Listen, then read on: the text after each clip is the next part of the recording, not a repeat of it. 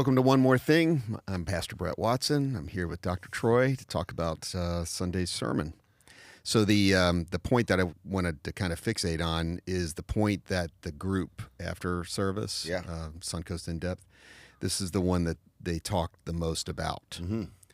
And that was point 2. It is impossible to experience peace if you're always expecting perfection. Mm-hmm. And it wasn't just discussion about that directly. There was discussion about, the lack of peace when you're fixating on perfection. But it had to do, more of the conversation had to do with, you see, living your best life is not found in perfection. Your best life is lived in loving connection. Mm-hmm. That was boss. Mm-hmm. Thanks, man. So let's expound on that. Yeah. Living in connection. Because this week you're going to be talking about community. Connection. So it'll tie in beautifully, I think. Yeah, it'll be a nice segue. Peace is, when you think about like the abundant life that Jesus sort of mentions, I brought out in the initial introduction, like, this is possessive language. This is not sacrificial language. There's no substitution of the shepherd for the sheep. Yeah. That would be, it's identity language. It's identity. It's identitative and possessive, and it's your life. This is your life. It's a gift. It's a beautiful gift. Yeah. But how do I begin to have this life blossom into this abundant life? Well, it's not just one thing. It's a multiplicity of things, right? It's manifold, and peace and joy and happiness. Like, those are all parts of that abundant life. And for me, Jesus overemphasizes in most of his teaching the peace. I leave you with peace. Peace I live unto you. Peace I give unto you. And it's that idea of shalom. Like, the shalom is not just the absence of conflict, but it's the ability to withstand and endure and persevere through that conflict. Yeah, it has more to do with wholeness. That's it, the whole, and that's abundance, right? That's the whole life, the abundant life.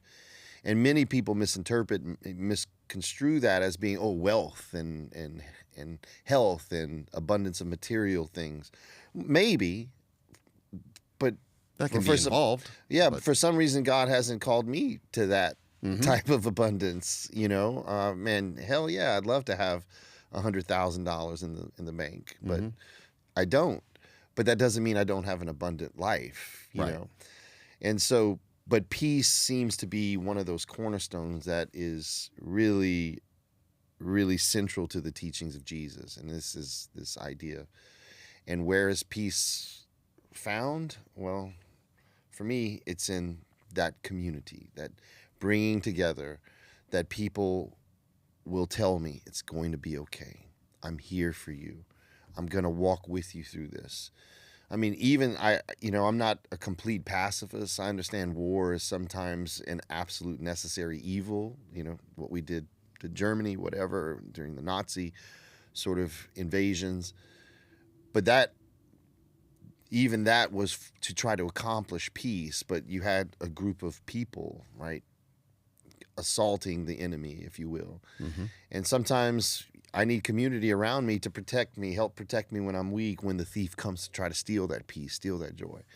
So those loving connections, man, are essential for developing and living that abundant life. And that's what Moana is going to teach us this week. And it's not about agreement.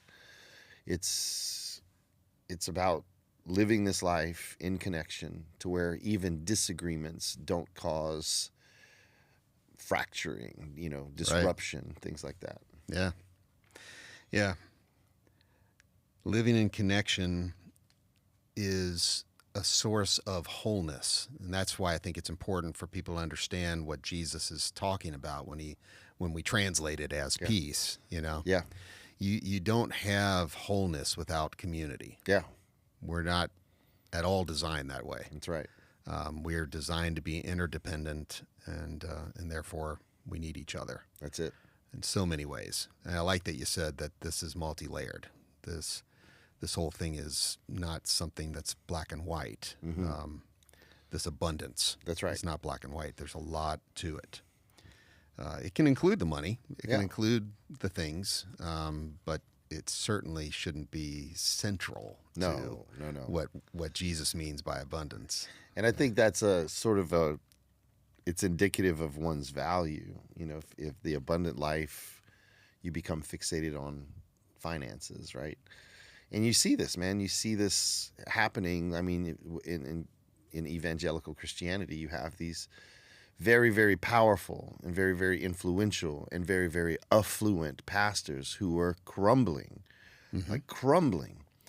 One of my heroes, man, Dr. Tony Evans, like at Oak Cliff Bible Church, had to resign.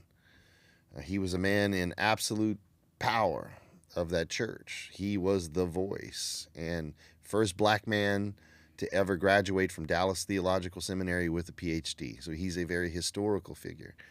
But he has to step aside now because that community brings accountability and this balance.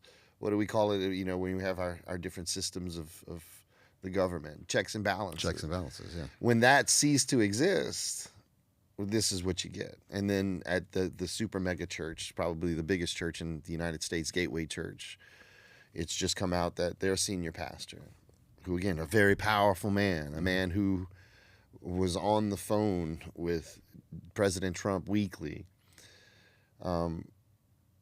has just been outed as molesting, 12-year-old girl for a course of 4 years or whatever. Yeah, I saw that this morning. But so you can't mistake power. I said this weeks ago when I did the Triggered series. You don't have to worship something in order to gain that thing. You don't worship power in order to have it. But that's what we've seen happen. Mm-hmm. And I think a healthy community lives in such a way that it prevents those sort of things from happening. Like I remember, and I'm saying this very humbly, I remember meeting with a couple for lunch, and when I got to the table, she kind of the wife kind of stood up. She was like, "Oh, it's such an honor to meet you." I was like, "Thank you," And she goes, "I feel like I'm meeting a celebrity here," and I was like, "No. I take a pee just like your husband does, I'm follically challenged, there's nothing more divine about me or, and you have to approach that. And it's not a false sense of humility because I every time I preach, Brett, this dude, like I've preached hundreds of times here, thousands of times in my life. There's never been a time I haven't been nervous to preach. There's never been one time I have not been nervous to preach. I walk across the front row to go to the back green room to get my mic set up and to make some final notes. It's not like I'm going back there to summon the Holy Spirit upon me.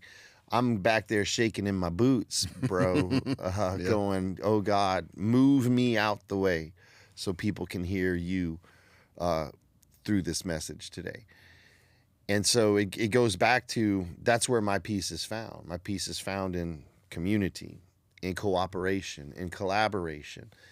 And that's why I love Suncoast, dude. While I may get upfront teaching time, dude, you're behind the scenes every week saying, "Say this, well, let's tweak this." Like, you're as much part of the sermons I give as anyone else. Wow. And that's community. It's community. Yeah.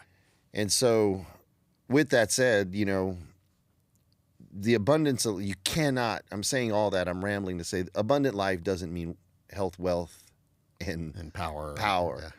It means I have people who love me as I am. And that's something that's been well established by Larry, I think, in this community. Yep. That's where the real abundance lies, is in the relationships that are forged here. But one of the things that came up in the group that I think is really important is the willingness to have vulnerability and providing a community where that is possible without judgment, Yeah. Because you don't really have accountability if you're in a community of conformity. That's it. Yeah. Right? So here you're allowed to think for yourself. Yep. You're allowed to disagree. Yep. There is no checklist of dogmatic statements that you have to sign off on. That's right. To belong here. That's right. And your voice matters. Yep. Doesn't matter who you are, That's right. where you're at. Your voice matters here. And that isn't just a platitude. That is a reality here. Yep. I don't agree with Larry on everything, doctrinally. Yeah. You don't agree That's right. with me on everything doctrinally. You should, but That's right. That's right. but it's the freedom to it's the freedom that is so important. Yeah. To be in community. You can't have it without that freedom. That's right. And you have to have people who value that, not just believe that, right? Yeah. I say values dictate our behavior, not beliefs. And a lot of churches that value that sort of health, wealth sort of mentality, the conformity is really just sort of a ruse for control, right? It's really like, hey, we believe all these things because if you don't, now we can control you if you don't fit into this neat little basket we have. Right. Which, conformity for us is it's a no-go. But the control as well for me, that's the overlying issue. If I can get people to conform, agree to these statements, these dogmatic beliefs, then I can control them. Because if you're not in, then we're going to push you out. I mean, we've seen this in the Mormon church by people who've left. And I mean, they are ostracized from that community. Suncoast doesn't exist that way.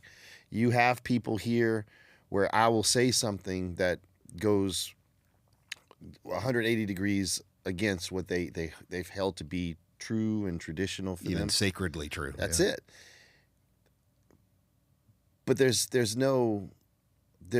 there may be some frustration, but that frustration leads to communication, and I'm able to clarify. And they're like, yeah, well, this is just not big enough for me to go find, because I will find problems at another church. At least here, what we're saying is we're trying to be as honest as we can, as truthful as we can, based on the information that we have at hand.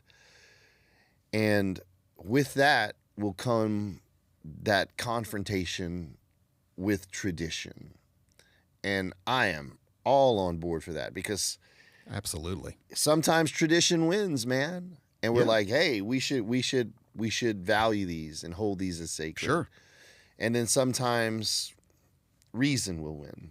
And we're like, well, I can let go of that and not be afraid because I have this community here to undergird me in this journey that I'm about to take. Like, if I let go of the belief of the Trinity, or if I let go of the belief of eternal conscious torment, or if I let go of the belief of substitutionary atonement theory, I'm not going to lose my family. Yeah, my family's still going to hold me tight. Or if I want to hold to those things, my family's not going to kick me out because I believe that God's sending a Muslim kid who dies at 17 to eternal conscious torment. I don't agree with that, but if you believe that, you're still welcome here because we talked about it a little bit this morning. There is no difference unless it makes a difference. Yeah. And if holding to some of these beliefs helps you walk in community toward that abundancy we talk about, then hold on to it.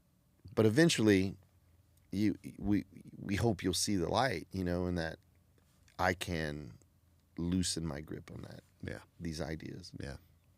But yeah, man. Great it's stuff. It's a good series, man. Really it's is. A good series. It's and fun. A lot of fun too. It's a lot of fun. So yeah, this week is Moana, and Moana's all about community within diversity. That is possible, and that's a beautiful, beautiful thing. Can't wait. Me too. Thanks.